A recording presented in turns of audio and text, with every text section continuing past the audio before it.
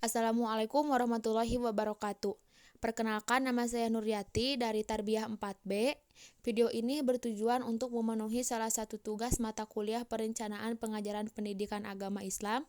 Di sini saya akan memaparkan sedikit pembahasan mengenai beriman kepada kitab Allah Subhanahu wa taala.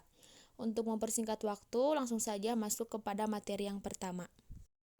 Materi yang pertama adalah pengertian kitab dan beriman kepada kitab Allah Subhanahu wa taala.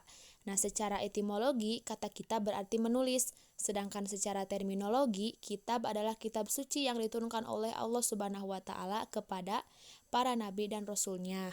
Beriman kepada kitab-kitab Allah yaitu kepercayaan yang pasti bahwasannya Allah Subhanahu wa taala memiliki kitab-kitab yang diturunkan kepada rasulnya untuk disampaikan kepada para hambanya, dan bahwa kitab-kitab tersebut terdapat kebenaran, cahaya, dan petunjuk bagi manusia baik di dunia maupun di akhirat. Materi yang kedua adalah kitab-kitab yang diturunkan Allah Subhanahu wa taala. Yang pertama ada kitab Zabur. Kitab Zabur diwahyukan kepada Nabi Daud alaihi salam untuk para umatnya yaitu Bani Israel. Yang kedua kitab Taurat. Nah, kitab Taurat ini diturunkan Allah Subhanahu wa taala kepada Nabi Musa alaihi salam sekitar abad ke-12 sebelum Masehi untuk umatnya yaitu Bani Israel dengan menggunakan bahasa Ibrani. Yang ketiga kitab Injil. Nah, kitab Injil diwahyukan Allah Subhanahu wa taala kepada Nabi Isa alaihi salam pada awal abad 1 Masehi dengan bahasa Suryani untuk dijadikan pedoman bagi kaum Nasrani. Sedangkan yang kitab yang terakhir yaitu kitab Al-Qur'an.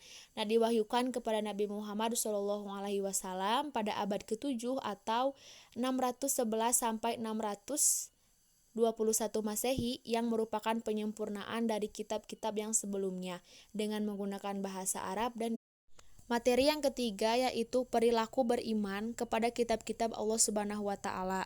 Nah, yang pertama meyakini bahwa sebelum Al-Qur'an Allah Subhanahu wa taala menurunkan kitab-kitab kepada rasul-rasulnya dan nabi-nabinya. Yang kedua, meyakini dengan sebenarnya bahwa kitab yang terakhir adalah Al-Qur'an yaitu sebagai pedoman hidup. Yang ketiga, menyembah dan beribadah hanya kepada Allah. Dan yang keempat, meyakini bahwa Al-Qur'an adalah mukjizat Nabi Muhammad SAW sebagai penyempurna. Dan materi yang terakhir adalah hikmah beriman kepada kitab-kitab Allah Subhanahu wa taala. Nah, yang pertama, orang yang beriman kepada kitab-kitab Allah akan mendapatkan balasan dari Allah Subhanahu wa taala berupa ganjaran. Yang kedua, orang-orang yang beriman kepada kitab-kitab Allah akan membuktikan keimanannya selalu sesuai dengan ajaran Allah Subhanahu wa taala sehingga dalam hidupnya akan mendapat kebahagiaan dunia dan akhirat. Dan yang terakhir, memberikan kemantapan dan menjalani keislaman. Cukup sekian pemaparan yang dapat saya sampaikan. Mohon maaf bila banyak kesalahan dan kekurangan. Semoga bermanfaat. Sekian dan terima kasih. Billahi fisabilil haq. Wassalamualaikum warahmatullahi wabarakatuh.